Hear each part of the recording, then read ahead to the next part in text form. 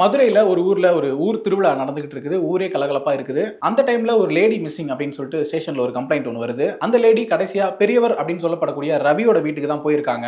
அங்க போய் சண்டை வேற போட்டுருக்காங்க அப்படிங்கிறதுனால, அவங்க அந்த இடத்துல கொல்லப்பட்டிருக்கலாம் அப்படின்னு சொல்லி சந்தேகம் வருது. அந்த ரவி அப்படிங்கிறவர் யாரு அப்படின்னா, ஊர்லயே வந்து பயங்கர செல்வாக்கும், அதிகாரமும், பணபலம் இருக்கக்கூடிய ஒருத்தர். நெறைய கிரைம் லிஸ்ட்லாம் கூட அவர் பேர்ல இருக்கு. அந்த ஸ்டேஷன்ல போலீஸ் ஆஃபீசரா இருக்கக்கூடிய எஸ்.ஜே. சூர்யாவுக்கு வந்து அந்த ஃபேமிலி மேல ஒரு பர்சனல் வெஞ்சன்ஸும் இருக்குது. அது போக அவங்களோட கிரைம் லிஸ்ட் அதிகமா இருக்கு அப்படிங்கிற காரணத்தினால அவங்கள எப்படியாச்சும் என்கவுண்டர் பண்ணோம்னா நமக்கு வந்து ப்ரமோஷன் கிடைக்கும் அப்படிங்கிற ஒரு ஆர்வத்திலுமே இருக்கிறாரு. அவரு இந்த சிச்சுவேஷன் யூஸ் பண்ணிக்கிட்டு எப்படியாச்சும் திருவிழா முடியறதுக்குள்ள நைட்டோட நைட்டா அப்பனையும் பையனையும் வந்து என்கவுண்டர் பண்ணிடணும் அப்படின்னு பிளான் பண்றாரு. இந்த என்கவுண்டர் மேட்டர் ரவிக்கு தெரிஞ்சு எப்படியாச்சும் இதுல இருந்து எஸ்கேப் ஆயிரணும் அப்படின்னு சொல்லிட்டு தன்னோட செல்வாக்கு அதிகாரம் எல்லாத்தையும் பயன்படுத்தி என்னென்னமோ பண்ணி பாக்குறாரு. எதுவுமே வேலைக்கு ஆகல.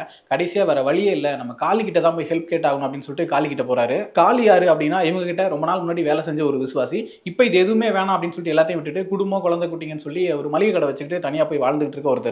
ஒரு பக்கம் பர்சனல் வெஞ்சன்ஸ், ப்ரமோஷன் வேணும் இந்த மாதிரி காரணங்களுக்காக இவங்க ரெண்டு பேரும் என்கவுண்டர் பண்ணணும் அப்படின்னு சொல்லி துடிச்சுக்கிட்டு இருக்கக்கூடிய ஒரு போலீஸ் ஆஃபீஸர் எப்படியாவது இந்த என்கவுண்டர்ல இருந்து தப்பிச்சு அப்பாவும் பையனும் குடும்பத்தை காப்பாத்தி ஆகணும் அப்படின்னு சொல்லி யோசிச்சுட்டு இருக்க ஒரு கேங்ஸ்டர் ஃபேமிலி. இவங்க ரெண்டு பேருக்கு நடுவுல ஒரு சாதாரண மனுஷன் காளி அப்படிங்கிறவன் வந்து என்ன பண்றான், அதுக்கப்புறம் என்ன மாதிரி விஷயங்கள்லாம் நடக்குது, அந்த திருவிழா முடிகிற அந்த ஒரு நைட்டுக்குள்ள என்ன மாதிரி விஷயங்கள்லாம் நடந்துச்சு அப்படிங்கிறதா இந்த வீர தீர சூரன் படத்தோட மீதி கதை.